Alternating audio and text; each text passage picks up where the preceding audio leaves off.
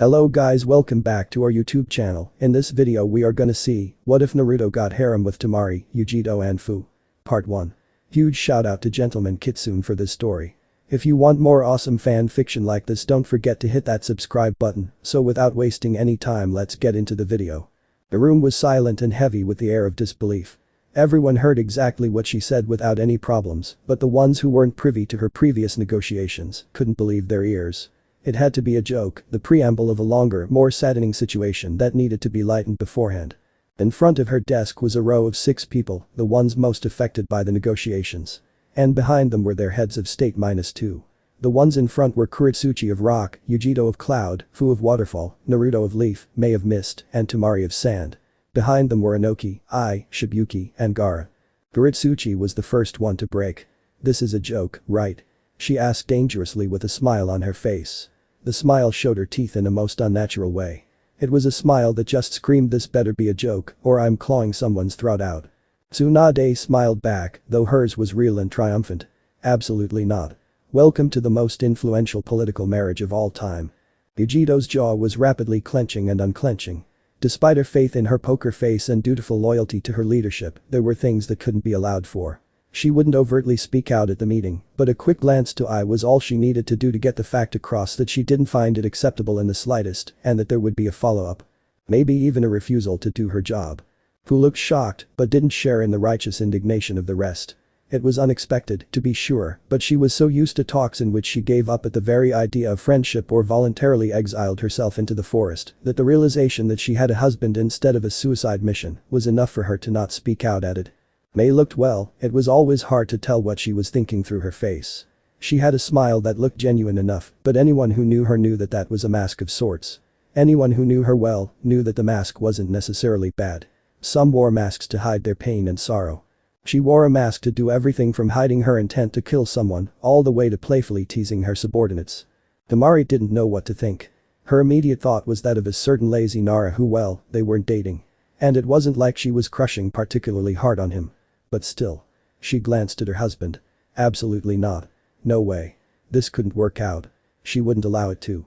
Kurotsuchi was already turned around in her seat and yelling at her grandpa, the 3rd Tsuchikage. His face was steely and cold. He rebuked all of her efforts in denial by the simple order of Kurotsuchi, "Sit down and stop talking." Kurotsuchi's mouth closed before her brain told it to. Her gramps was a stubborn old fool, but there was a reason why he was considered the strongest ninja in the village, not to mention his storied experience. He wasn't a man to upset when he got serious. She settled for crossing her arms over her chest and glaring at her husband out of the corner of her eye. Tsunade raised a single brow. She'd expected the groom to be the one who was most vocal. Perhaps that was just the result of his training with Jiraiya, but his face made her feel that was false. He was just staring at her desk with wide eyes and a frown marring his face. When he looked up and saw her questioning gaze, he didn't know what to say. "This is a joke, right?" he asked, reiterating Kurotsuchi's previous question. "This can't be real." It wasn't quite accurate to say that she enjoyed seeing him like that, but he was long overdue for a reality check. Her face softened for him. "It's a long story. We'll. Like tucking hell, it's a long story," Kurotsuchi shouted. "I don't know where you get off." "Kurotsuchi?" Inoki barked out. Her nose flared in anger, but she was cowed back to silence. Tsunade waited for a beat or two to continue on. "Like I was saying. It's a long story, but the gist of it is that while doing paperwork, the 4th Hokage split his duties among various shadow clones. We theorize, but do not know, that the 4 marriage contracts came to him in this time and he didn't double-check his memories for any discrepancies." Fu looked over everyone and did a quick head count. "I count 5. Mei leaned over to meet her gaze. "I heard what was going on and put my hat into the ring too. I hope you don't mind." It was clear through her tone of voice that she didn't really care whether they minded or not. Naruto squinted his eyes. His nose crinkled up. "But why me? I still don't understand even a little bit of what's going on. I just got back to Konoha this day. I haven't even been home yet." Tsunade was somewhat expecting this and already had an answer beeped. "Naruto, for what purpose do arranged marriages hold in the elemental nations?" He shrugged. "To strengthen bonds. Smaller countries do it all the time. To make alliances and stuff, right?" Tsunade nodded. "And how many different headbands do you see in the room right now?" Naruto checked around himself a few times. 5. "And how many girls or women do you see next to you?" Naruto didn't have to check around himself again. 5. Tsunade splayed her hands out. Do you see where we're going with this? Naruto's face scrunched up again, though this time it was in thought. You want to make an alliance with the other 5 countries. Still though. Why does this, he gesticulated around the room, have to happen this way? Why can't we just all sign a paper or something? Yeah, Kurotsuchi piped up. This is stupid. We could just sign another treaty like all the others. Tsunade looked at her with an upturned brow. And how did all those other treaties pan out? Kurotsuchi opened her mouth, but after a few uttered syllables, closed it. But why me? Naruto continued on. Why us? Tsunade swept a hand to the 6 situated in front of her. We have an elite jonin, Jinchuriki of the 2 tails, and step-niece-in-law of the current Raikage, the Jinchuriki, and only one of 2 strong military assets of the Hidden Waterfall, the sister to the Kazekage, leader of the Hidden Mist and carrier of 2 Kekkei Genkai, and granddaughter of the current Tsuchikage. Who is also the holder of a Kekkei Genkai. All these people are influential and important figures to the people of their respective 5 countries. Naruto paused and looked at the 5 more carefully. How could so many people that are so important be there? 2 of them were Jinchuriki no less. But I like Sakura. Tsunade's face softened some more. Naruto, a Hokage, has a duty to the citizenry before she has a duty to her friends and family. I have not made this decision lightly. It is, however, for the good of the people. And not just our people. For all people. You could be instrumental to peace on this continent. Naruto bit his bottom lip and sunk back down to his seat. I just want to say, Temari proffered that this is a terrible plan. That piqued Tsunade's interest. Oh. Temari, with wide eyes, looked at all the people in the room. You do realize that we're all shinobi, right? You know, people who kill, lie, and cheat for a living. We're also a people with deep-seated grudges and hatreds for each other. Historically, we're the kind of people who prefer the easy way out, the killy way out. Even if by some miracle, we don't manage to kill each other, there are others that will absolutely take advantage of this situation to turn us against ourselves. And, I have to stress, the likeliness of us not killing each other is really low. Temari pointed to Kurotsuchi and Yugito in turn. Look at them. Kurotsuchi turned to glare at the sand mistress. Sure, she hated the situation more than anyone, but she hated being looked down on even more. Yugito didn't even react. She was too busy going over in her head how she was going to tell off I and the exact way in which she would threaten to leave if he went through with it. Tsunade looked down on Temari. And you wouldn't risk it. Sure, I have no real idea that any of you don't have ulterior motives. She turned her gaze to the 4 heads of state behind the now harem, but if there's even a 1% chance of this working, don't you want to try it out? Hunger, gone. Military engagements, gone. Inordinate suffering, gone. If we could put less money into figuring out ways to kill each other, we could put that money into things like infrastructure and mass education and a focus on technological developments. Us heads of state are already planning a way to pool our resources in a way that could develop our poor regions. This could change the world. Regardless, Mei said with her smile not slacking in the slightest. The contracts have already been signed. There's nothing any of us can do about this now. And what the hell do you get out of this? Kurotsuchi fired off. Mei turned her head to the girl. Excuse me? You threw your hat in the ring. You're doing this of your own free will. Why? On the outside, her expression didn't change, but there was an edge now present in her voice. My people just went through a very long, bloody, and brutal civil war. We want nothing more than peace and a future where blood doesn't have to be shed. Is that so? Because I'm pretty sure the Hidden Mist is flat broke right now. Are you sure this isn't about any of those pooled resources you're in need of? I don't see the connection. Well, I don't intend to whore myself out, even if it's for the people. If you don't shut your mouth, I'll melt you with your own guts. Do you see this? Temari asked, hands wringing her hair. We're already at each other's throats. Silence. Tsunade shouted. The room fell into an unnatural end. The annoyance that had been percolating behind in her gut finally came out full force. Yes, you're right. This may very well be the worst idea in the history of the shinobi world. You're right. I can't trust any of you to not kill each other. You're right. I'm sure there are ulterior motives abound here. But get this through all your brains right now. This is happening. It's happening right now and right here. You better get used to it. Yugito was still stewing in thought, Fu was trying to make herself smaller, Naruto was still in shock, Kurotsuchi looked like she wanted to explode, Temari was annoyed, and Mei, well, it was always hard to tell what she was thinking. Shizune. Shizune poked her head through the door. Is it all over? Tsunade gripped the bridge of her nose, trying to stem the oncoming headache. Show them all to where they'll be staying. Yugito stood up, practically knocking the chair back from the force. She said I'll figure it out before dashing out one of the open windows. I sighed into the palm of his hand, said don't worry. I'll hold up my end of the bargain and jumped out the same window, accidentally tearing through its borders and shattering the nearby ones that were open. The headache got more intense. I need to breathe, Temari said, twirling out her fan and jumping out the window. Ara didn't look very surprised. I'll hold it up too, he said, following her out the window. The headache was starting to hurt. Huck this. Kurotsuchi said before shooting out the window. Inoki grumbled something indistinctly as he went after her, but it probably had something to do with him holding up the bargain as well. The headache began gripping her skull. Naruto stood up. I just need to go. The normally boisterous and energetic lad slunk out of the room past a sorry-faced Shizune. And I, Mei said, need to go to the little girl's room. Don't wait up. The Mizukage stood up and walked past Shizune as well, going the opposite direction Naruto went. Fu looked at Shizune, who was doing her best to make herself look small. Well, I guess it's just the two of us, huh? Shizune smiled nervously and nodded. Yeah. The seven-tailed Jinchuriki stood up and went to follow Shizune out of the room. Tsunade sighed and sat back down in her seat. The deep throbbing in her head was starting to die down a little bit. The door crashed back open with a red-faced Jiraiya breathing heavily. What's this I hear about a political marriage? What the hell were you thinking? And the headache came back full force. Yugito was waiting on the rooftop of a medium-sized building. The sun was just starting to set on the hidden leaf and she got a pretty good view of it happening.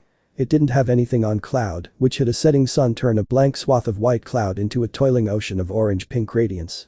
Leaf had trees, though. She liked them. They were a plus. The heavy impact hit the roof behind her. She knew it was the Raikage just as a child would know a parent's footsteps. Although it would be quite a stretch to call him a father figure, he was a constant in her life. One of the few. Yugito turned around to him as slowly as she could. A heavy frown marred her face. What were you thinking? She spat out. His face was steely. He normally wasn't like that.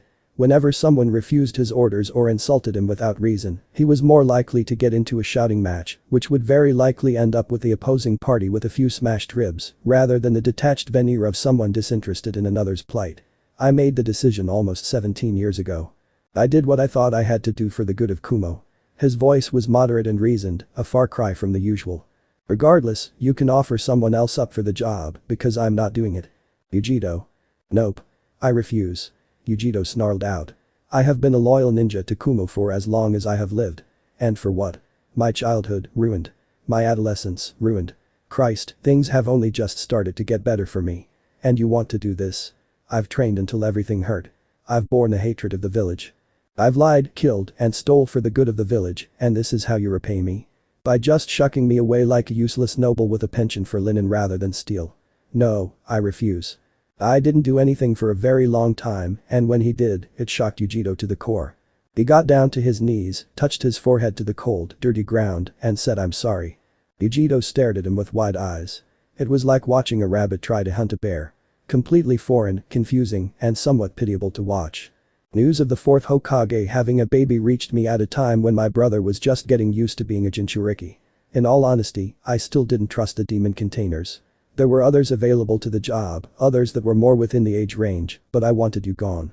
I thought I would have too much on my hands trying to get my brother to stay with me without having to worry about you as well. If it went well, we had an easy ally that took care of a problem Jinchuriki, and if it went bad, we had all the justification and rallying cry needed for war. This thinking was wrong, and I apologize. Yugito gulped. It was difficult seeing him like that. Rise, she said. I got up from the ground and stared at her with the same steely expression as before. Yugito pursed her lips and looked to the side. So what's the plan then? Kill them all. Make it look like it was the one with the black hair. I walked up to her and planted a single hand on her shoulder. I want you to try. Yugito's brows furrowed in confusion. What? Eyes went half-lidded as he looked away at the sunset. It's pretty, isn't it? Doesn't have anything on Kumo, but still, it's pretty. Yugito followed his gaze. What? She repeated. I sighed. When I was younger, the only thing I wanted to do was to go to war. Expand our influence and power and bring stability to the world. Now, all I want is for peace. So no, I don't want you to kill anyone. I want you to try. Yugito's face soured. You really want me to get married? Play the wife. Play the happy woman who waves at the ninja of cloud.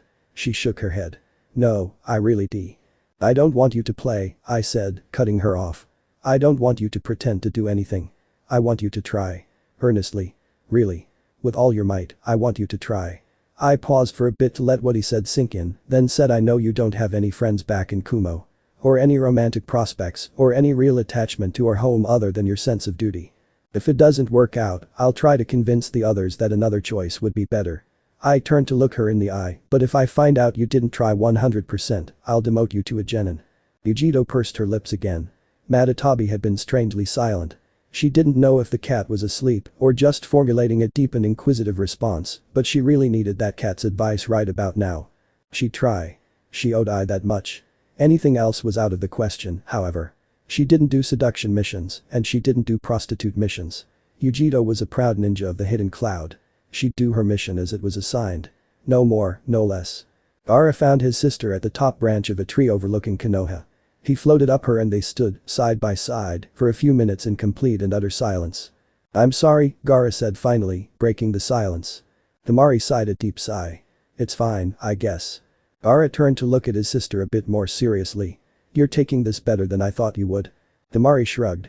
Everything's going to implode in on itself anyway. There's no way this could be sustainable. What upsets me the most is that you didn't even tell me beforehand. Gaara looked down at his feet. Just because of me, everybody was scared of approaching you. Not everybody, that one fellow seemed nice, but Gaara trailed off. You didn't have any friends or crushes or dates or anything else. All because of me. I drove everybody away from you in Kankuro. Temari turned to look at her brother more seriously. Wait, you're doing this because you want me to date your best friend? Not going to lie, that's pretty twisted. Gaara sighed. Father was the one who signed out the marriage contract in the first place. I got an eagle from Konoha saying that there were copies of not only yours, but 3 others in Konoha as well, and was invited to the negotiations. Granted, I could have refused, but Naruto's been through a lot. He's just like me, and you to a greater extent. I think you two would work well together. And I never really liked that Shikamaru. Temari thought back to all her interactions with the blonde-haired Uzumaki. They weren't that favorable. He was brash and bold and didn't think things through. He ran into situations instead of evaluating them. He may have grown from a pipsqueak into rather well-built teenager, but the mind doesn't change so readily. I'll stick with it until it explodes. Don't expect me to leap into harm's way to protect him or anything. As soon as shit gets tilted, I'm out. Gaara closed his mouth. Fair enough. Try to keep an open mind though. I think this could work out. Temari huffed. I doubt it. Kurotsuchi didn't get very far before her grandfather flew behind her and tapped a finger between her shoulder blades. She fell to the floor with nary a grunt as the force of gravity on her body tripled over the course of half a second. Once she was on the ground, she was huffing and puffing for air. The force of gravity on her chest made it a struggle to even expand her sternum. Inoki sighed and lifted his finger, releasing the gravity technique. Kurotsuchi pushed up from the ground and started heaping in great amounts of oxygen to her lungs. Once she was of full breath, she glared at her grandfather. Why? You know why? No. I don't. Konoha killed my mom, your daughter-in-law. I don't want shit to do with them if I can't help it. Then you go and marry me off to a tucking Jinchuriki of the leaf. So if you have something in that infinite pile of Viagra and wisdom you call a brain, please enlighten me. Inoki lighted on the ground. His full height was barely taller than her when she was on her ass. Don't think I don't have my fair share of a grudge against Konoha. If you can't recall, I was in every single shinobi war and in every single one of them, we were pitted against each other. I've killed my fair share of leaves and the leaves have killed their fair share of my friends and family. So why this? We should be thinking of ways to get rid of them for good. Is this marriage thing a ploy or something? Inoki's perpetual frown deepened until it looked like his face was split in two. When I first signed that treaty, we were just out of another war. This one claimed your mother's life. By that time, I had already seen too many of my friends and family die. I don't want there to be another war. I don't want to lose you or my son. But why can't it be someone else? You're not going to be the third for much longer. When you die, I'm just going to be the granddaughter of a dead guy. Everything will work out fine. Look, I'm not asking you fall in love with him or bear his children or to even like him. Just don't kill him. And you probably shouldn't try to piss him off either.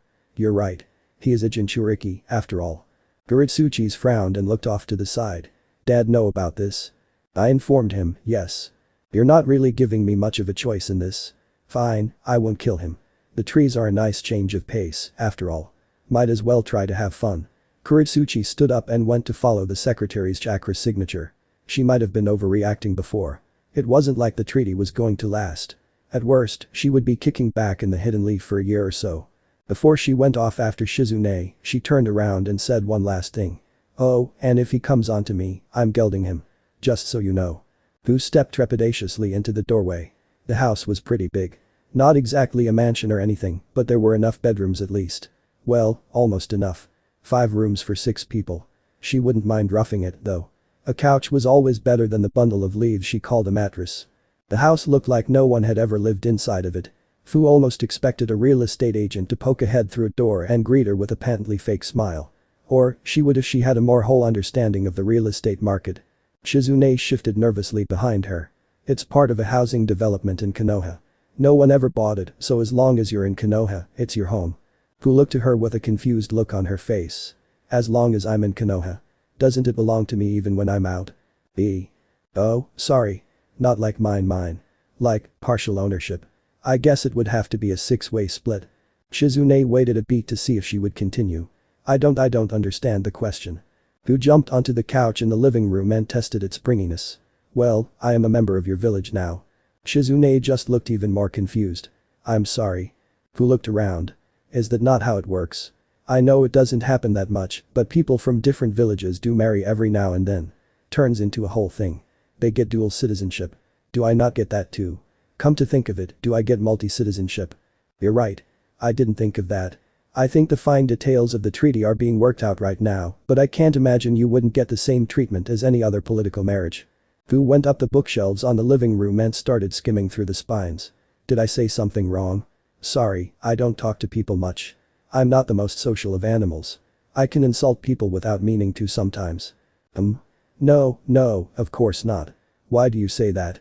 Fu turned around to look at her more fully. Because you stutter a lot when you're talking to me. When I bring up difficult subjects, the tendons on your neck get really pronounced. Especially when I bring up my husband, you get particularly fidgety. Did I do something wrong? Shizune bit her lower lip and shifted her weight awkwardly from foot to foot. Naruto's important to me and my master. I don't agree with her decision to continue on with this marriage thing against all of the wishes of the ones most directly involved. I don't want him to get hurt, and you're well. And I'm married to him now, Fu stated blankly. Shizune cringed a little bit. You can say that so glibly. Fu looked around confusedly. Well, it is fact. You're okay with this? You're okay with being married to someone against your will? Fu shrugged. Wouldn't be the worst thing that's ever happened to me. He seems well, it was a little bit hard to get a read on him. He was pretty shaken up. But at least he doesn't seem like a bad guy, you know. He's a very kind person. Once he decides you're important to him, he won't let go of you. He'll help you even if it means getting a hand thrust through his chest or standing up to a monster that he has no hope of beating. Fu smiled. That's great then. He sounds awesome. He looked kinda cool too. Fu nodded, more to herself than anything. Yeah, this sounds fine. Shizune faltered for a moment. You're okay with sharing him? With 4 other women? Fu shrugged. Nothing's perfect. Besides, the other 4 didn't seem too fond of him. I guess that older one did, but she seemed a bit aloof. Is that the right word? Whatever. Shizune sighed and looked down. At least this one didn't appear to be dangerous. She couldn't say the same for the older blonde and the younger raven-haired. She'd met Temari before and could say that she at least wasn't one to get riled up. As for Mei. There was a knock at the door, bringing Shizune out of her mind. She berated herself in her head for being so lost in thought as to not notice the creeping chakra signature and went to answer the door. Before she had a chance to answer it, the knob turned on its own and Yugito stepped inside with a disinterested gaze as she scanned the house. She turned to Shizune.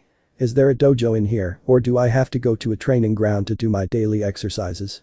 Shizune nodded quickly without missing a beat. Being nice to the visiting shinobi was important after all. Yes, there is a small dojo in the house. Do you want me to show it to Y? Yugito shook her head. That will be fine. Where is my assigned room? There are no assigned rooms. You and everyone else will just have to figure it out amongst yourselves, I suppose.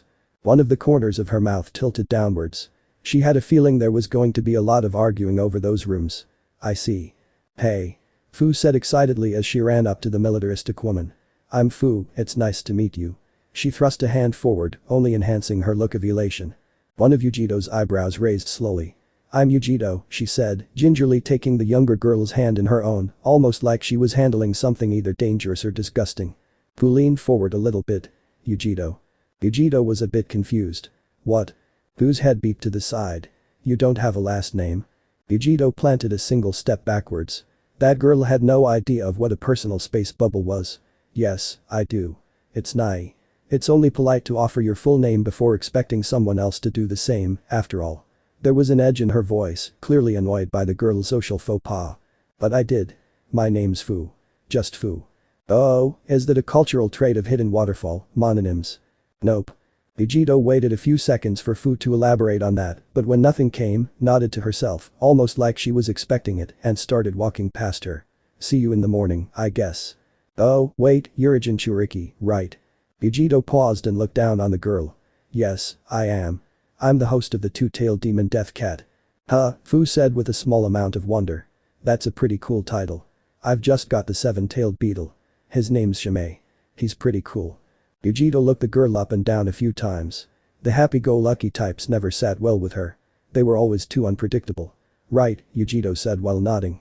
Matatabi's pretty cool too. Now, it's late and I want to. Is this where I'm supposed to be? Yugito, Fu, and Shizune turned to look as Temari walked in through the door with a careful expression. Ah, guess it is. Where's my room? We have to figure it out amongst ourselves, Yugito said. Right, Temari looked around. Food? She asked. I haven't had anything to eat yet. The refrigerator is stocked, Shizune said. Great, Temari said hungrily, making a beeline to the larder. Yugito was fine going to bed as she was, but if there was tasty food to be had, she had no excuse for not being a part of it. Fu just followed the two of them as they made their way to the fridge. I'm sure Tsunade needs me, Shizune said, making her way to the door. Please don't do anything terrible to this house. Right, Temari said, only half listening as she opened the fridge. Fu's face lit up like a Christmas tree when she beheld its contents. There was ham, chicken, eggs, beef, fruits and vegetables, sauces and condiments, and everything and anything she could never afford but had always wanted. Temari clicked her tongue. I guess it is a bit too much to ask for leftovers. What? Fu exclaimed boisterously. How can you be upset by this? This is so awesome. There's, like, pig and cow and chicken and ketchup. Freaking ketchup. And there's a whole bottle of it. Fu bolted forward, grabbed a hold of the leg of ham, and slapped it on the table behind them. We're going to eat this. No, Yugito said, grabbing the meat just as quickly as it was out and putting it back in the refrigerator. Do you know how long it takes to prepare meat of this size? It's already around 9. I don't want to be up until midnight helping you cook food. Fu crossed her arms over her chest. Then I'll make it myself. Do you even know how to operate an oven? Yeah. Okay, prove it. Fu stomped her way to the oven and stared at the buttons for a few seconds. Then a few more seconds. Finally, she carefully pushed the big one on the side, only for it to beep out at her in protest. Erg, Fu growled, starting to push buttons on the screen wantonly. Why doesn't this work? Yugito grabbed an apple from the fridge and bit into it. Because it's proofed against children and people who don't know how to use ovens, she said after swallowing the first bite. If you really want it that bad, I'll help you out tomorrow. For now, just try to get something simple for yourself. Fu puffed her cheeks and groaned, but eventually relented. There was so much wonderful food in there and she had to settle for something simple. That wasn't fair. Not even a little bit. The door banged open, and Kurotsuchi walked in with one hand rubbing her shoulders and back. Is this where I'm staying? Nice duds. Hey, Fu said excitedly. Wanna make some ham? Kurotsuchi's eyebrows knit together. What, like leg of ham? No way, that'll take way too long. Plus, I'm not even hungry. Fu deflated. How about tomorrow then? Kurotsuchi shrugged. I dunno, she said as she walked to where she assumed the stairs would be. Oh, and I've got dibs on the biggest room. Once she was out of earshot, Temari leaned against the countertop and crossed her arms over her chest. That's a bit of a switch of character, huh? Yugito nodded. Sorry, what was your name again? Temari of the desert. You? Yugito Nai. And I'm Fu, Fu said, rushing forward to offer her hand. Temari took it in her own with a half smile. Nice to meet you, hopefully we'll get along for as long as this lasts. Oh? Yugito asked. What's that supposed to mean?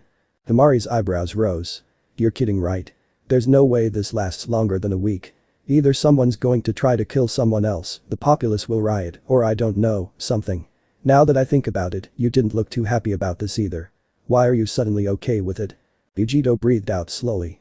I'm not okay with it, but I said he's not going to force me to do anything I don't want to do. So I'm trying. Trying? Yugito shrugged. Mostly, I'll just do my best not to hurt anyone. Apparently I really wants peace. Temari nodded. Huh, so does my brother. Both of them stood there for a few seconds before what they processed truly sunk in. Wait, Yugito said slowly. She turned to Fu. What about Shibuki, what does he want out of this? Fu shrugged. I don't know. It was kind of a surprise. He was always a pacifist, though. I don't think he has ulterior motives. So Temari turned to look at where Kurotsuchi went off to. On the presumption that you two are telling the truth, that means that Cloud really does want peace. Sand really wants peace. Waterfall really wants peace. Mei needs the money for her nation, so she wants peace too. Konoha wants peace, because come on, they always do. Rock is really the only variable we don't know about here. They've always been warmongers, Fu quipped in. I'm sure they say the same about Konoha, Yugito said. Temari cupped her chin in morbid thought. Then that means. The door opened again to show Mei walking in sedately. She quickly noticed the three in the kitchen and walked over to them. Hello. Has everyone claimed their rooms yet? The Fu said uncertainly. What was her name again? Kurotsuchi, Temari said. She said she was claiming the biggest room. We haven't been up there yet. So, go ahead. Maybe later. Is there anything appetizing in the refrigerator? Mei asked as she opened it up. Nothing ready to go, Temari said. Mei was already reaching in for the eggs, milk, and ketchup by the time Temari finished speaking. Surely you're capable of making something for yourself. Well, yeah, Temari said indignantly, it's late, is all. That's no excuse, Mei said, putting a pan on the stove and setting it to medium-high. What are you making? Fu asked. Mei grabbed a bowl out of one of the cupboards and started mixing the eggs and the milk together. An omelette, she said. Oh, can I have one? Of course, Mei said with a smile. Temari leaned next to Yugito while the other two were busy conversing. There's a chance that this could be permanent, couldn't it? Yugito toyed around with the notion a few times in her head. Duck. Naruto was in a dark room. He tried to turn on lights, but the electricity had been cut off. That was okay though, he could see the room he was in fairly well from the light of the moon coming in through the main window. His chest was gripped with confusion and sorrow at what he saw, or more accurately to say, what he didn't see. All of his furniture was gone. His pictures and their frames, his plates, his chairs, his bed, even his clothes from off of their hangers. And he'd spent so long getting the place in immaculate shape before he left with Jiraiya. Now it was all gone. There were even little outlines on the ground from the change of worn to not worn flooring that showed exactly where the articles had been. That had to be the worst part of it. That he could just barely make out what might have been what was supposed to happen. Naruto sat down on the hardwood floor and cupped his chin in his hands. His room had a good view of the monument and now that was all that the room had. He had nothing left. He didn't know how long he had been sitting in the emptiness of his apartment, but it was long enough to see the sunset and the moon change slightly in position. The door to his apartment opened up. It wasn't an intruder, if it had been, he wouldn't have heard the footsteps coming up behind him. They were heavy and made the floors creak under their weight. Hey Naruto, Jiraiya said with uncharacteristic somberness in his voice. You okay? Naruto sighed into his hands. I don't even know what I don't know. Jiraiya sighed as well and sat down next to him. Apparently, the fourth Hokage signed different documents before you were born that put you into an arranged marriage with 4 other girls from 4 nations, all hoping for a political marriage with his unborn son. Tsunade thinks it was because he was doing paperwork with shadow clones and the proposals all came at the same time. About 2 months ago, Inoki unearthed his and brought it forward to Tsunade. When they looked for the copy kept in Konoha, they realized that there were 3 others. She sent word out to the other 3 nations without expecting an answer back and got one from all 3. Mei, the new Mizukage, got wind of it and put herself forward as a marriage candidate. They've been figuring out the details for about a week now before you showed up. Naruto took a second to absorb and dissect the information dump heaped on his head. There was one thing that stuck out in particular. Something that wasn't accounted for. But why me? Why sign that before I was even born? Jiraiya took in a deep breath and let it out as slowly as he could. That wasn't something he'd wanted to bring up ever, if it could be helped. He was going to figure it out eventually, especially with all the diplomatic bullshit going on, so no time like the present to rip off a band-aid. The reason why is because the 4th Hokage, Minato Namikaze well, he was, your father. Naruto was deathly silent for a fairly long time before looking up to Jiraiya with his eyebrows scrunched up. What? He asked. Jiraiya sighed, but said nothing more. But that doesn't make any sense. Why would he put the QB in me? Why did I have to live like an orphan? Why didn't anyone tell me? Naruto shouted the last part out, tears flinging from his cheeks. This can't be real. This has to be an illusion or something. Jiraiya patted him on the shoulder. Small, silent sobs started to rack Naruto's chest. No one really knows what happened during your birth. The only thing we know for certain is that the QB got out and your parents killed themselves protecting, sealing, and saving you from it. The reason the third and I never told you was because well, let's just say that your father racked up a lot of enemies in his lifetime. You would have been in danger. And also, I think your father would have preferred it this way. He would have wanted you to be seen for yourself instead of the son of a hero. Everyone only saw me as a monster, Naruto spat out bitterly. Jiraiya looked down on Naruto more seriously. Naruto, listen to me. Minato, your father, could have resealed the QB back into your mother, but he didn't. He could have sealed it into something temporarily so that I could dispose of it properly, but he didn't. He could have done any number of things that didn't involve you with the QB, but he didn't. He sealed it into you. I think it's because he saw something that day. I think he had a plan when he put the QB in you. Naruto was silent for a few seconds. Resealed. It was in my mom before me. Jiraiya grimaced. Yes, you're the third Jinchuriki of the QB. The first one was Mito, the wife of the first Hokage, and the second one was your mother. Naruto sniffled loudly and wiped the tears from his eyes with the cuffs of his shirt. My mom. What was she like? Jiraiya leaned back, propped up by the palms of his hands on the hardwood floor, and gazed at the monument faces with Naruto. She was a terrific woman, he said with a smile. I think you mostly take after her. She was brash and bold, she didn't take no for an answer, she loved you more than the world. Naruto opened the door to the well-sized house as slowly as he could. Emotionally, he felt like shit and he was tired enough to want to fall asleep on the nearest soft-looking surface. Even so, he made sure his steps were silent and that his grumbles remained within his head. He didn't know if the others were in the house yet, but it was always better to err on the side of caution, especially when dealing with emotionally charged females with a wide array of potentially lethal ninja techniques. He made a beeline for the couch.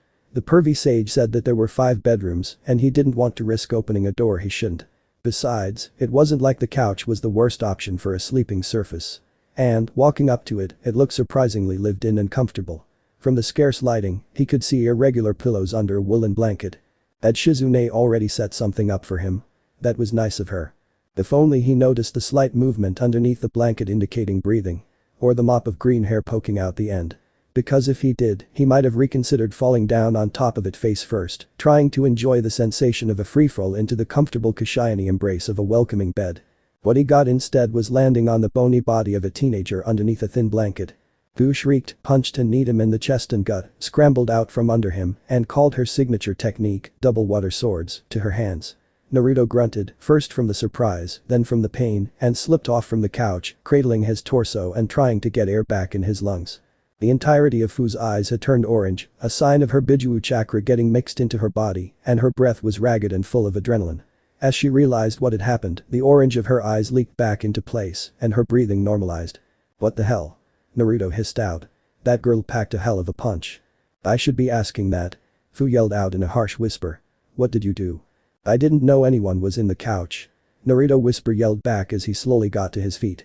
Fu dispelled her water swords and sat down in a nearby chair. You're a ninja, right?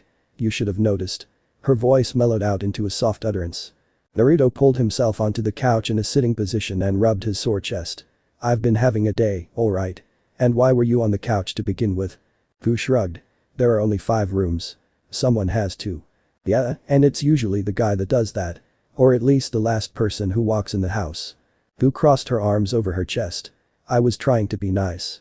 You didn't look like you having a good day when I saw you. Looked like you could use a soft bed. Naruto closed his eyes and let his breathing return to normal. That's thanks.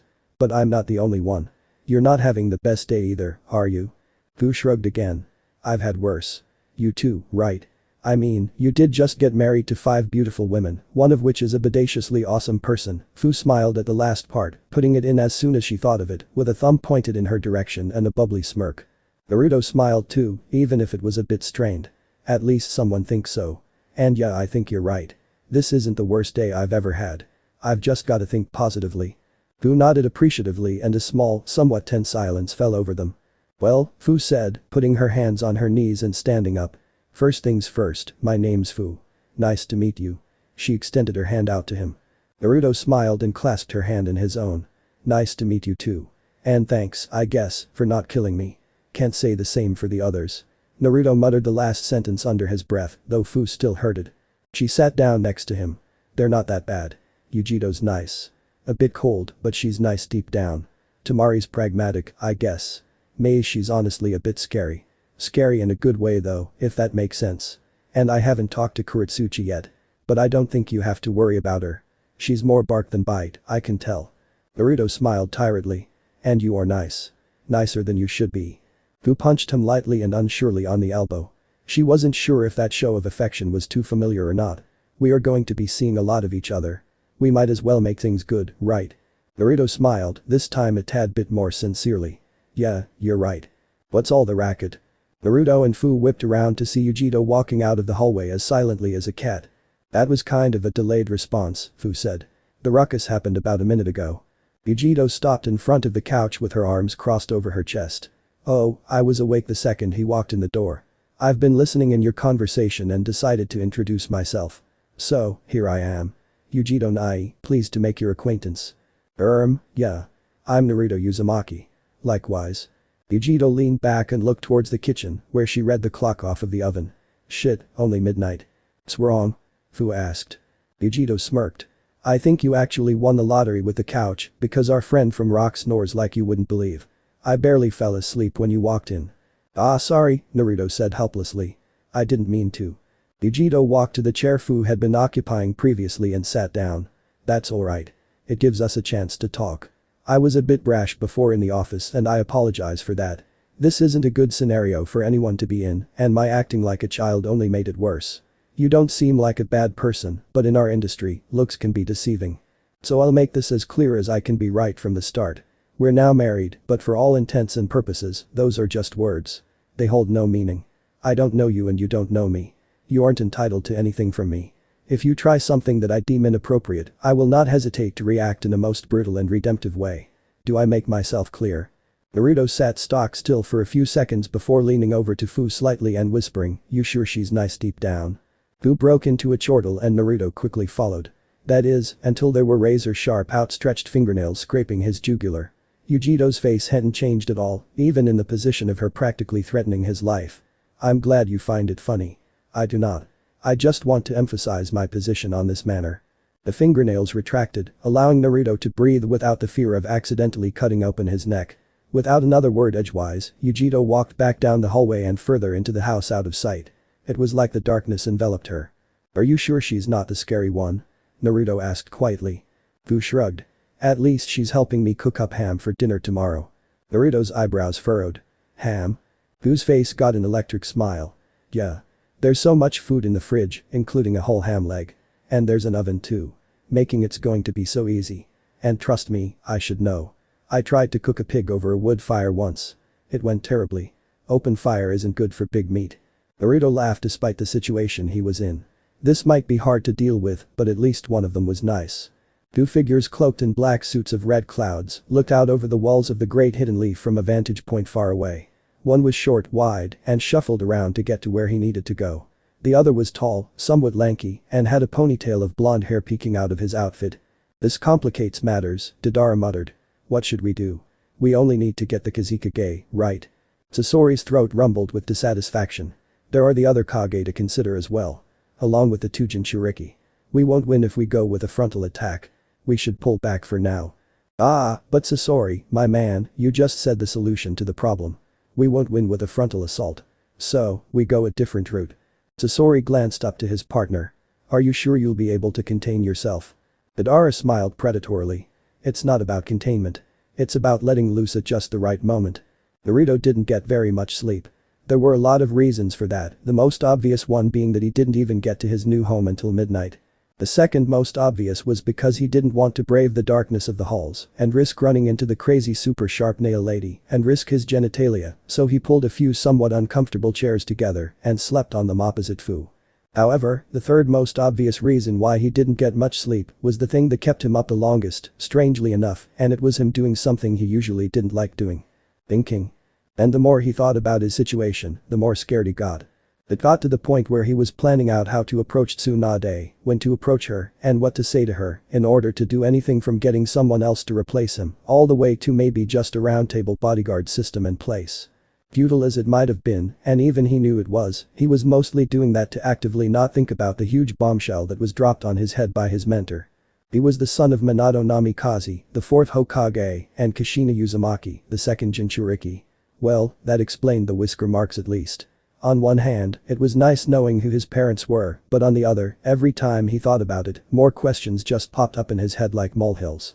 His brain was eating away at itself trying to make justifications for any of the reasons why he had to suffer, and it just couldn't. Nothing that made sense anyway. And thus, he only truly fell asleep around the 4 o'clock mark. Unluckily enough for him, Temari was a morning person, and she didn't get much sleep either thanks to a certain lady ninja from rock belting away through her nasal cavities. So around 5 o'clock, he awoke to the sound and smells of bacon sizzling on a pan in the kitchen that was directly across from the living room. 1 hour of sleep a happy man does not make. Naruto sat up, smacking his lips together to get the feeling of sleep bile off his tongue, and immediately winced. The morning sunrise was in perfect view of the living room window, and also at the perfect height where it blinded him sitting up. He tumbled off the couch and walked over to the kitchen, where Temari was poking at the strips of meat. "Hey Temari," he muttered as he nosed through the fridge. She was wearing felt pajamas with patterns of weasels flying around on it. "Hey Naruto," she replied flatly, "want me to throw a few strips on for you too?" She was asking more out of politeness rather than intimacy. "Yeah," he said quickly, still blinking the light out of his eyes. "Thanks." "Don't mention it," she said lowly as she reached for more pig meat. The pan sizzling exploded in intensity when she put the new ones on. "You a morning person too?" she asked. Naruto shook his head emphatically. "Nope. Didn't sleep well." Temari nodded knowingly. Someone needs to get that girl some sleep plugs or something." Naruto's face crunched in confusion. "What? No, I mean, I was sleeping over there," he pointed to the bed he was using as a sleep surface. "I was awake because stuff." "Stuff, huh?" Temari asked in an almost mocking tone. "Because that's not vague." "I was thinking, okay. You weren't." Temari shrugged, putting the pieces of bacon that were ready for consumption on a plate with a paper towel on it. "I was trying to blot out the sounds of a lion's death throes coming from Kurotsuchi's room. But, yes, I guess that contributed to it." Naruto sighed and leaned against the counter. "We're married now, aren't we? That's so weird to think about. I should be freaking out right now." "Don't," Temari warned.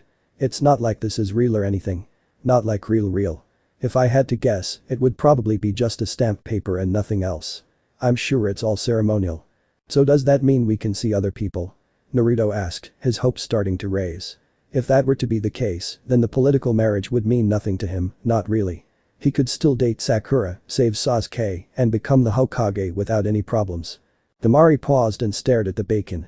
Traditionally, it wasn't uncommon for both spouses in a political marriage to be able to take lovers aside from their partners, but the way Tsunade described their marriage made it seem like it was going to be broadcasted all across the world as a message of peace to tie all the nations together. Would they be able to see other people? "Maybe," she replied noncommittally. "May might know." She went back to Kage administration shortly, meeting up with the rest of them the night before. Naruto yawned widely. "Well, I don't really know you that well, but at least you don't look crazy. That makes 2 out of 5. "Do?" Temari asked. Naruto nodded. "Yeah, you and Fu. Have you met the other 3? Naruto tapped his finger to his chin. "What the cloud chick's name?" "Started with a U." "Yugito?" Naruto nodded. "Yeah, her. She threatened to kill me if I came on to her. So I'm going to have to put her down on the try not to interact with much list." Temari giggled. "Doesn't that mean you just have to not act like an fasshole?" Naruto touched his throat at around where her knife-like nails had been last night. Perhaps he wasn't explaining it properly. "I guess," Naruto replied helplessly. Sometimes it was better to accept defeat, move on with a conversation. He learned that from Jiraiya, though admittedly, the roles were usually reversed. The sounds of shuffled stomping came from the hallway. Kurotsuchi poked her head through to the kitchen with bleary eyes and midway through a large yawn when she realized it was occupied by both Naruto and Temari. Her yawn turned into a smirk. "Hey lover boy," she said sleepily. It was obvious that she was being condescending rather than playful. Even Naruto knew that. He just scrunched his eyebrows and looked at her confusedly. "What was your name again?" He knew better than anyone that someone dismissing a call for attention was the worst feeling possible when one was seeking it. Her smirk turned into a light frown. "Kurotsuchi," she almost spat out as she shuffled over to where the drawers were and started raiding them for cereal. "So what does breakfast usually look like in Rock, Kurotsuchi?" Temari asked disinterestedly. "Cereal and field rations." "No bacon?" Naruto asked, munching through a strip as Temari added a few more to the pan. She brought out the fixings for cereal and started up her usual breakfast with the ease and grace of a person who had been doing it for years. "Look, as much as I'd like to play house with you all, I think I'll pass. I've got things to do, places to go, people to see, and all that jazz. And I don't want to do it with you." Naruto snorted. "What do you have to do? You're not on a mission, are you?" She smiled at him with an over-exaggerated sweetness. "That's confidential, honey." A tick mark formed on Naruto's forehead, but he didn't respond to her. It's not like it really mattered what she was doing, but just the way she responded to him got on his nerves. Way more than Sasuke ever had, that was for sure. Yugito walked in so silently that Naruto wasn't even sure how long she'd been standing there, just that when he took a step back, he nearly bumped into her. Ever the dexterous type, she sidestepped him and grabbed a piece of bacon from the bacon plate without making a sound. "Whoa," Naruto said appreciatively. "You're like a cat." Yugito practically growled as she gave him the stink eye. "Was that you trying to be funny?" Naruto looked from side to side a few times. "What? No, I just didn't even know you were there. You move like a cat." "It's because," Fu said from the couch and pausing to take a yawn, "she's the Jinchuriki of Matatabi, the two-tailed demon death cat. You know, cats."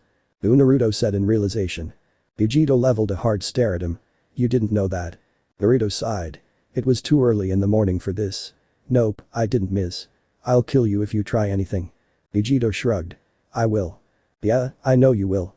The point is, that's not how you're supposed to introduce yourself to someone you're meeting for the first time. Even I know that." Temari looked over at everyone. "Am I the only one who brought a second pair of clothes?" Indeed, everyone was wearing what they had come into the house with, and all the clothing was slightly rumpled, indicating they'd been slept in with the slight exception of Naruto, who had taken off his jacket. Naruto shrugged helplessly. "I don't know where they took my stuff." Kurotsuchi started paying attention to the conversation. "Wait, you're a fan of orange tracksuits, right?" Naruto nodded slowly, already dreading the answer. "Yeah." Kurotsuchi pointed her spoon at him. "I think I might have slept in your room. There were a bunch of those in the closet," she said through a mouthful of ninja os. Naruto leaned against the countertop. "That's one mystery solved." Oh, wait a minute. Does that mean the penguin sleeping cap was yours too?" Naruto nodded. "Oh, I didn't know my honey was such a softie," Kurotsuchi said in a baby voice. The tick mark returned with a vengeance. "And I didn't know that, my dearest." "Don't." Temari warned. "She's just trying to get a rise out of you." Naruto took a deep breath. He might have been able to deal with the situation better if he had gotten more sleep. Too bad that didn't happen. Kurotsuchi just sat back with a smirk on her face and continued eating her cereal. He already really fucking hated her and could already tell they were going to get along like C4 and an electric charge. Fu tumbled out of the couch blearily mumbling too early. "You're a ninja," Yugito said sternly. "You should be able to get out of bed at a moment's notice." "I can," Fu said defensively. "But what kind of masochist wants to wake up at 5 o'clock? Temari, Kurotsuchi and Yugito all raised their hands. Fu pouted at them. "I'm surrounded by weirdos." "Hear here," Naruto said, making Fu huff a few breaths of laughter out. "Is that bacon I smell?" Mei asked, obscured by the hallway. "Yeah." Naruto said emphatically, going for another slice. "It's really good tea." He didn't get the last part out because his windpipe suddenly got obstructed with semi-chewed pieces of bacon. The reason for this was from the involuntary gasp when he saw what Mei was wearing. Or, wasn't wearing, for lack of a better term. Because Mei was a woman who was used to sleeping and living alone, she had thusly not packed suitable sleeping attire that covered her body very effectively. She had also forgotten to put her normal clothes back on that morning. Basically, she was wearing a nightie so sheer that it was encroaching on lingerie levels. Yugito started patting Naruto on the back to help get the meat out of his throat while he hacked away. Kurotsuchi whistled appreciatively. "Is that part of the Kekai Genkai too?" she asked lowly, pointing her spoon at the two memories. It seemed Mei didn't hear that snippet as she approached and opened the fridge like she wasn't practically naked. Fu was staring at Mei the whole time as she did it with wide eyes. Temari spared a glance, made a sound like a mixture of a huff and a scoff, and went back to her cooking. It was an obvious ploy for attention, especially from the only male variety in the house, who was just starting to cough out the rest of the bacon stuck in his lungs. How old was she? Shouldn't she be acting more mature? As soon as Naruto was done coughing, he stood up straight and made sure to divert attention away from Mei. Even so, his face was a dangerous shade of red and there was a major threat of nosebleed. "Right," he coughed into his hand as he beheld the contours of the counter. "Well, I'm going to talk to Granny. She's probably up by now." Mei's face scrunched up in worry. "And what about breakfast? It's the most important meal of the day, you know." Naruto nodded, still refusing to look at her. He didn't trust his eyes not to wander, and he also didn't want to set a bad first impression on the people he had a feeling he was going to be seeing a lot of. "Oh, yeah, I know. I'll get something more satisfying on the way," he said on his way to the door. 6:30 a.m. Tsunade groaned as she stretched her back out.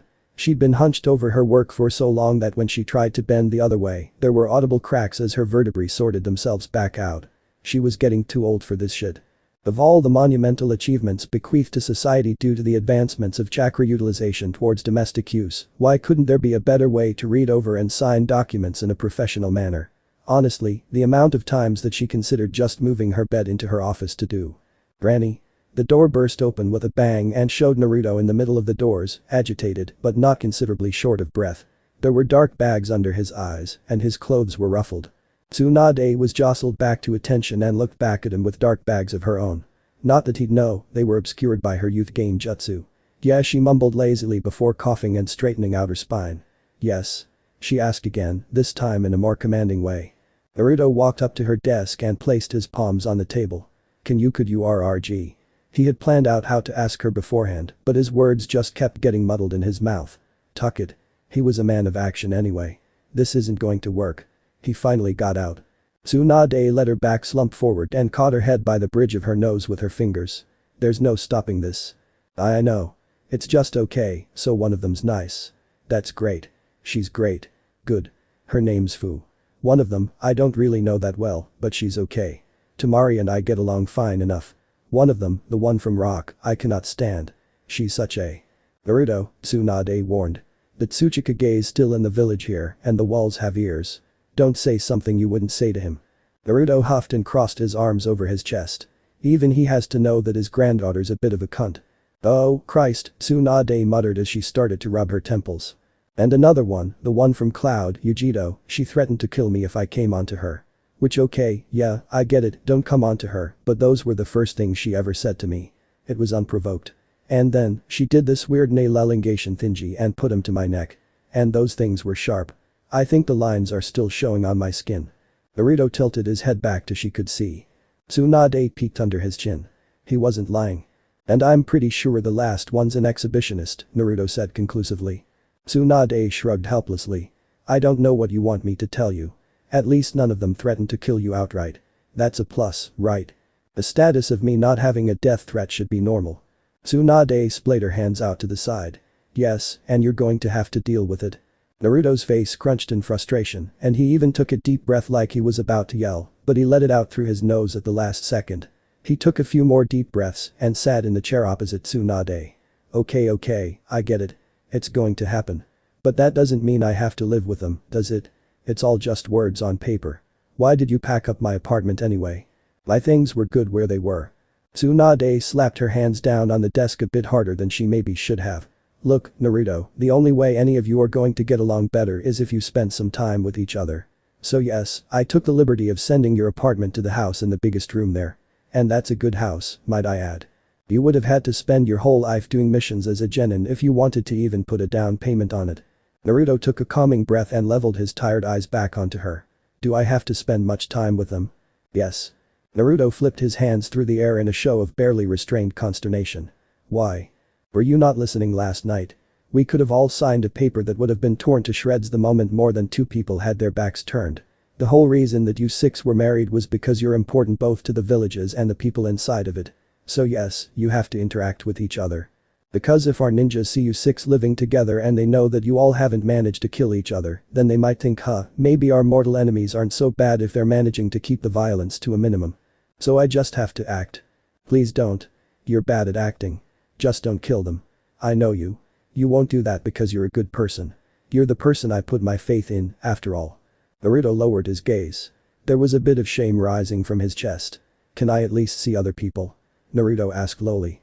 Tsunade sighed and looked down on him with a sort of combined fondness and moroseness. I'm sorry. During the deliberations with the rest of the Kage and Shibuki, we decided it was in our best interest to not allow mistresses and the male equivalent among the participants of this marriage. Naruto sort of crumpled in on himself from the combined exhaustion, stress, and emotional trauma. It just kept getting worse and worse. Next thing she was going to say was that he wouldn't be able to try and bring Sasuke back. Tsunade opened her mouth to speak, to which Naruto suddenly pointed a finger at her face and said no. Forced marriage or not, I'm bringing Sasuke back. This isn't going to stop me and I don't care what you have to say about it. Tsunade's eyes colored with a hint of amusement. That's okay, you can do that. I was going to ask how you slept last night. Naruto sighed and leaned back in his chair. Bad. Like, really bad. Like, only an hour of sleep bad. Tsunade leaned back as well. I only got 2. Though that was only because I was up with the rest of the Kage, making changes to our agreement. Why didn't you get sleep? Naruto shrugged helplessly. How could I? Just found out I'm being forced into marriage with people I don't know. I got to the house late and I didn't want to wander the halls because I was scared I'd get my balls cut off by the scary woman with the long nails.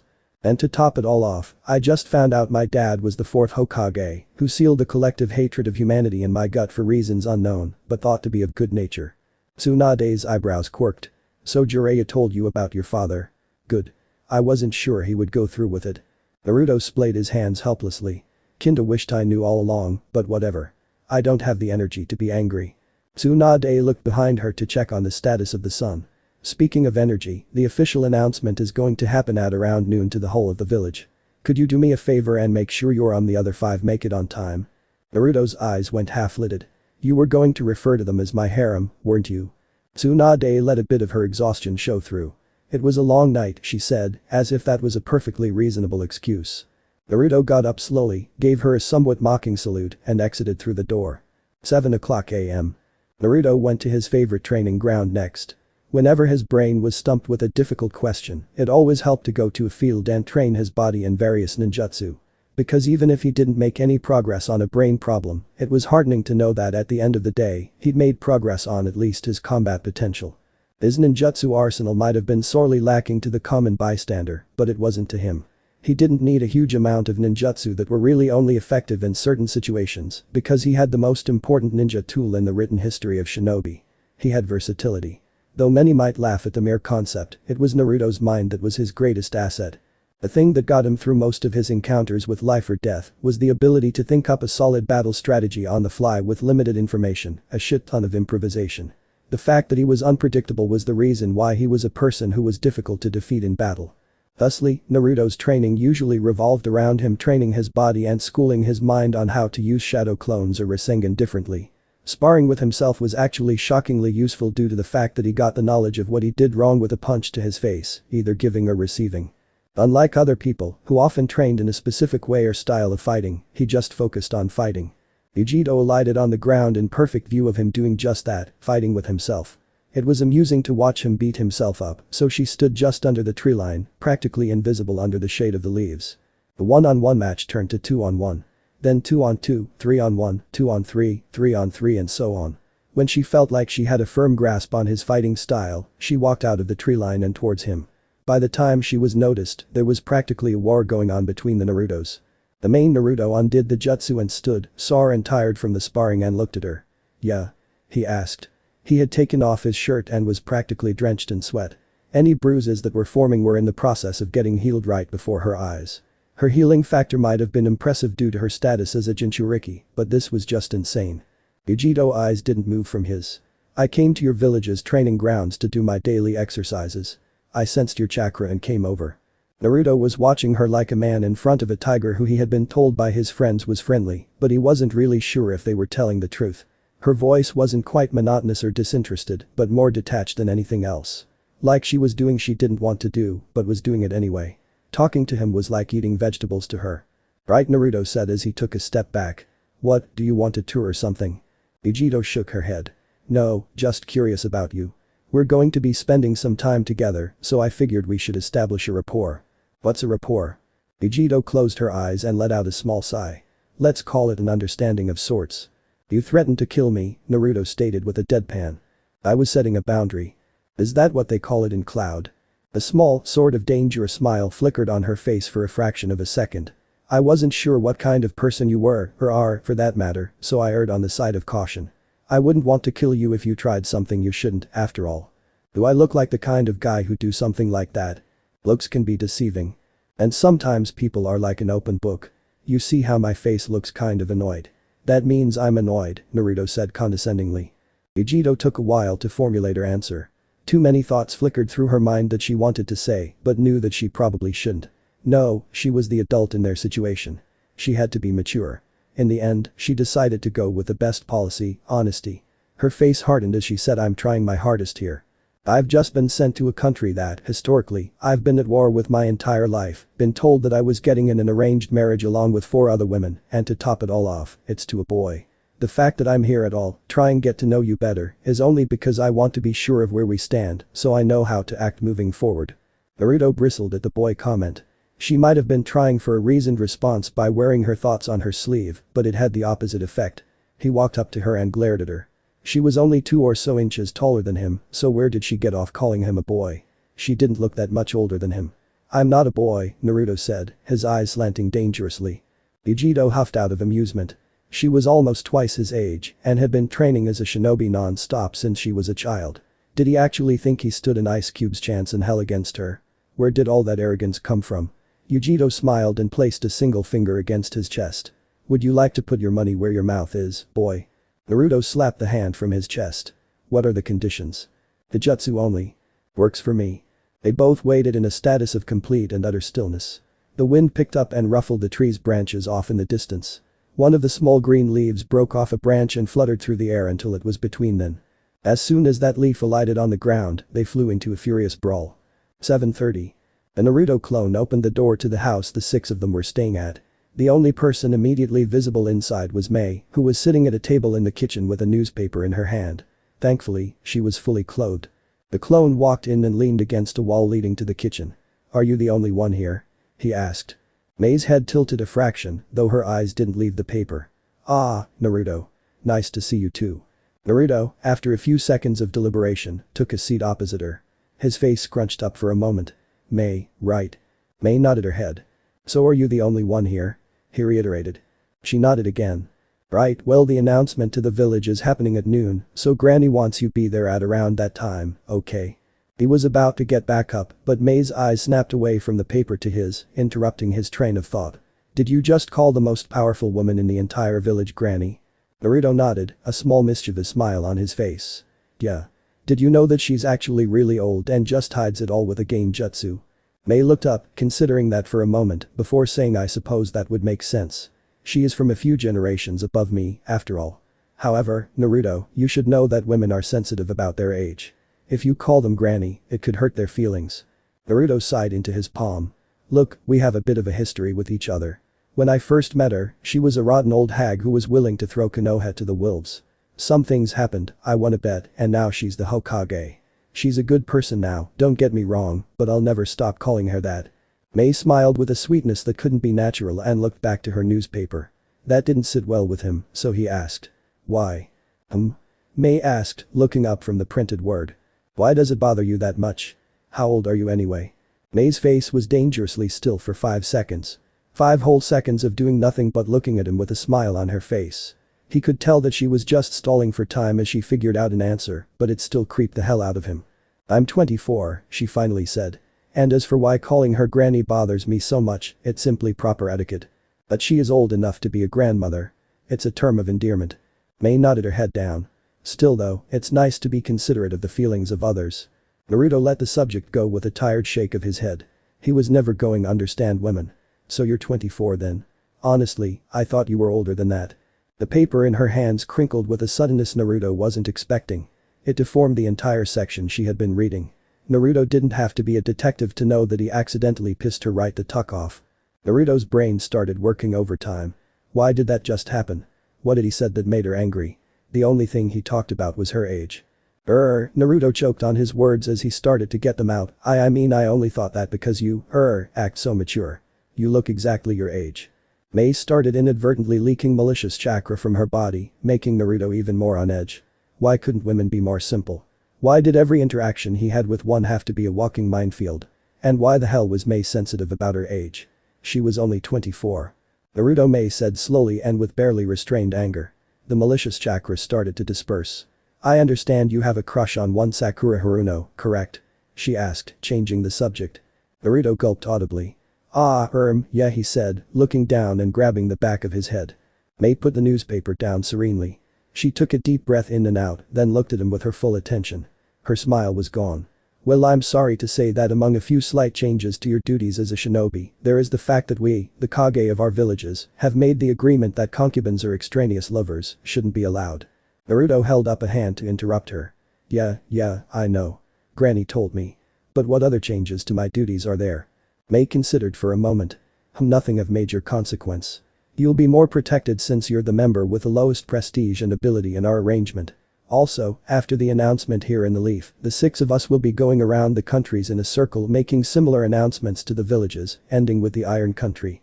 Setting aside that bit about lowest prestige and ability, Naruto asked what villages in Iron Country. That's where the convention of minor villages is going to be held. Shibuki of Waterfall is acting as the de facto leader of the Minor Village Alliance. Naruto's eyes widened somewhat. There's a Minor Village Alliance. It's mostly just talk, so I doubt many of the shinobi of those same villages are aware of it either. You didn't think Fu was just representative of Waterfall, did you? Well, she is, but she's also representing the villages smaller than the Big Five. Damn. Damn indeed. The Naruto clone slapped both of his knees and went to stand up. I'm done here. Announcement at noon and. Then Naruto, May asked serenely. She had her face back on. Every time she wore it, it filled his stomach with no small amount of dread. Yeah? He asked.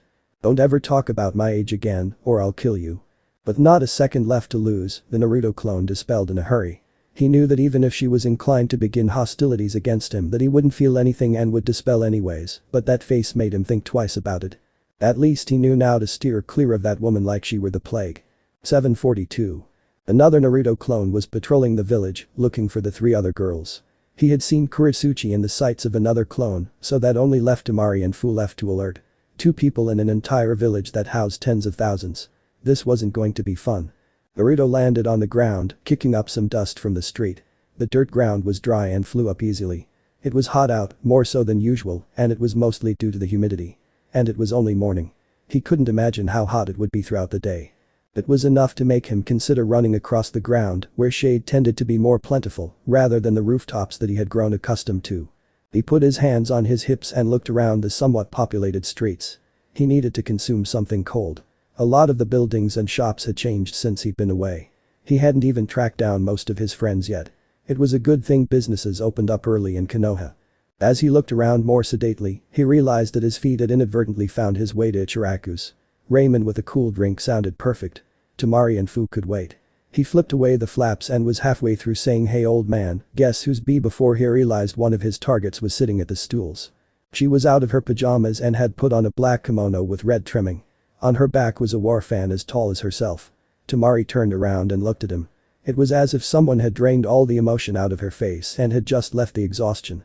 "Hey Naruto." Tucci exclaimed exuberantly. "When did you get back? Sit down, let me get you a bowl of your favorite."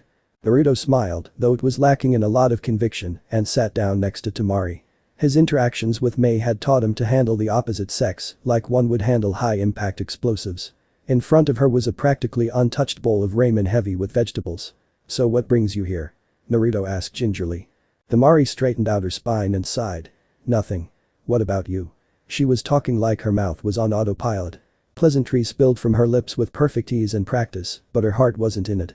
"It's hot out," Naruto said lamely. "Hey old man, can I have something cold to drink?"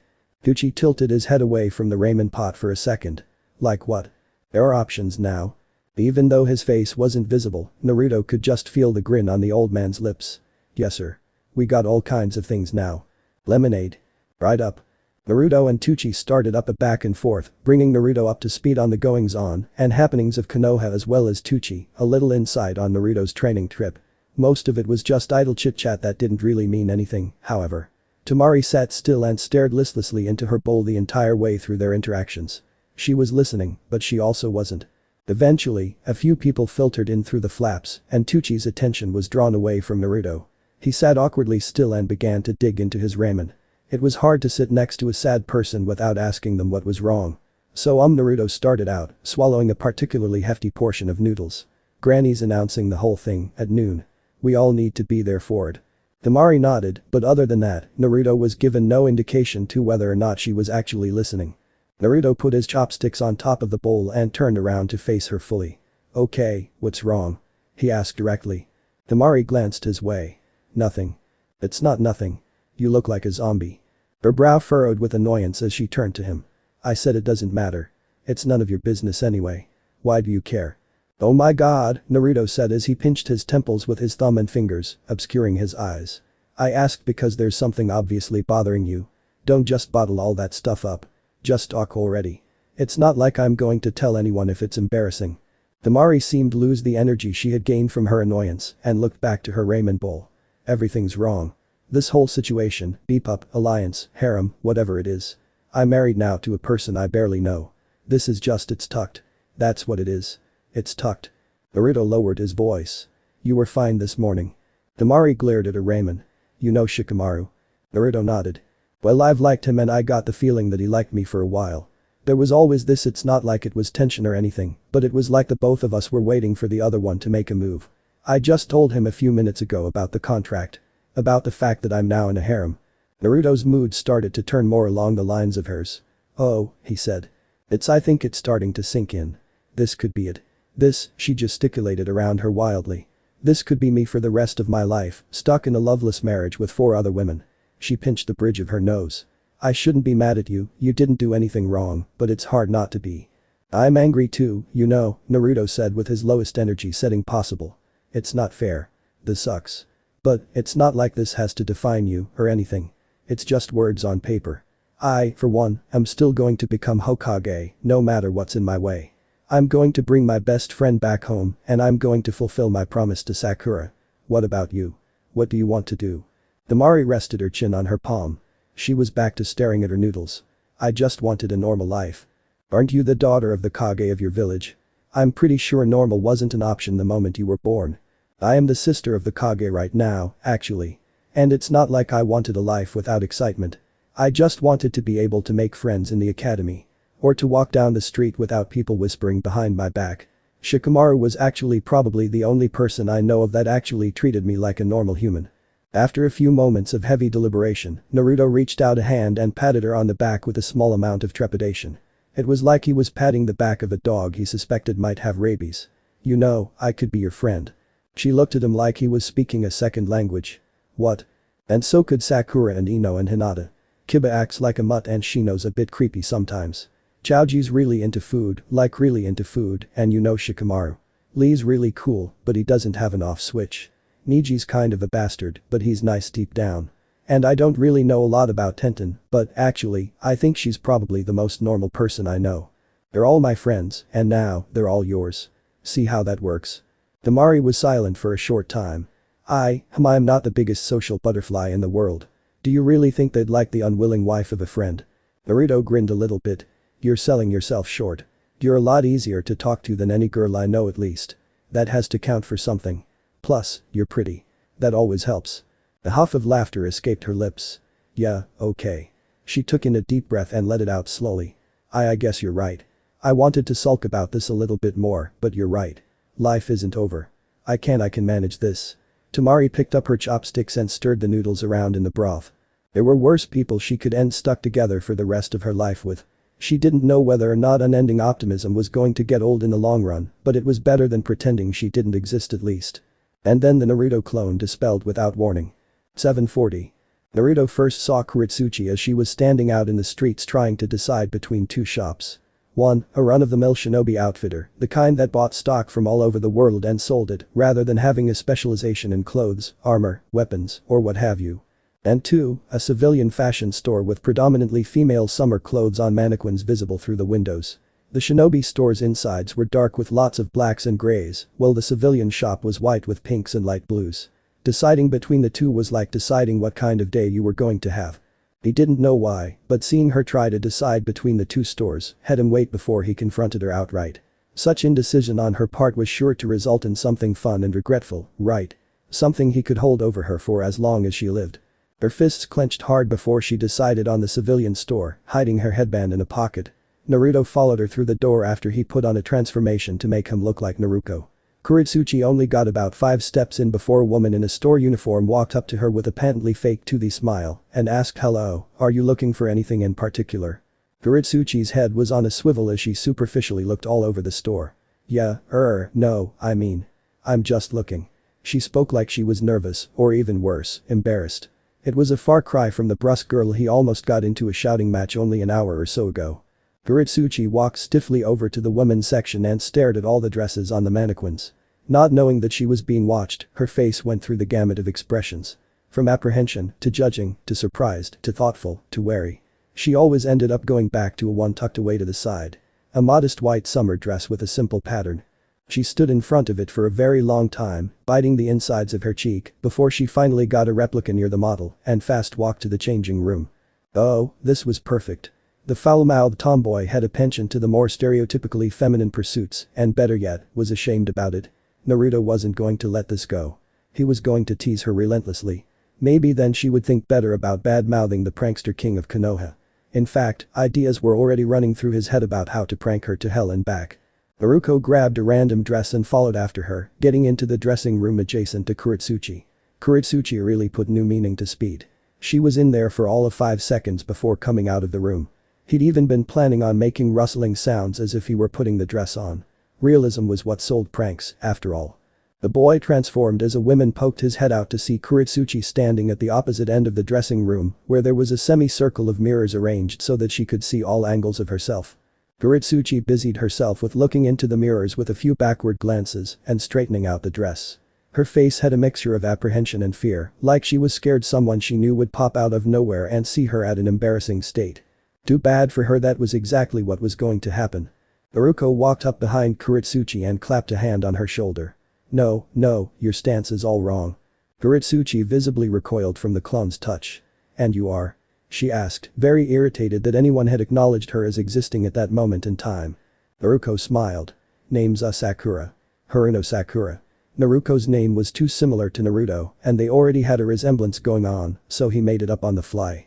Kurotsuchi scrunched her eyebrows together. Sakura, that sounds familiar. It's a common name here.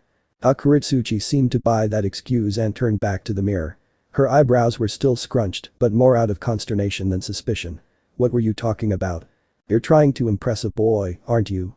First confusion, then an unwillingness to tell the truth because it would take too long, and she was talking to what boiled down to a stranger went across her face.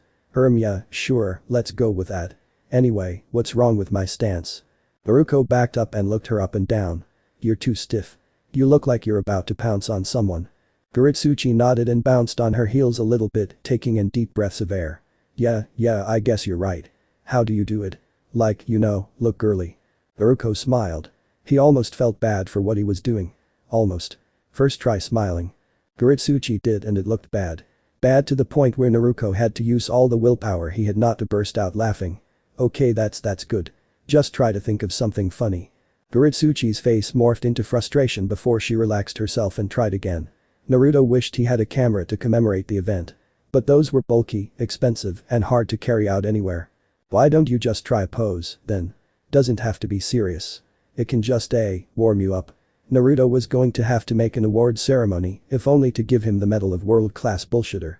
Kurotsuchi put one hand on the side of her head and one on her hip, then tried to smile. Naruto burst out laughing despite his body's earnest struggle to keep calm.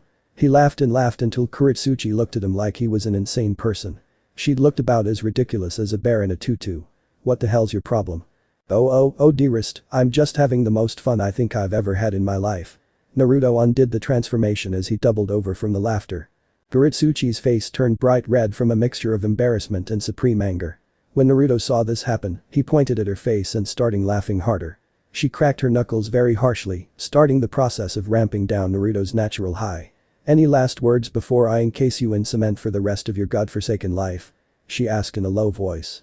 Naruto held up a hand. Yeah, he took in a deep breath. Woo. Sure, you can do whatever you want, but only after I tell you something. Speak. Granny's making the announcement at noon. So be at the Kage administration at around then. That it? Naruto shrugged with a please for the love of God, punch me in the face.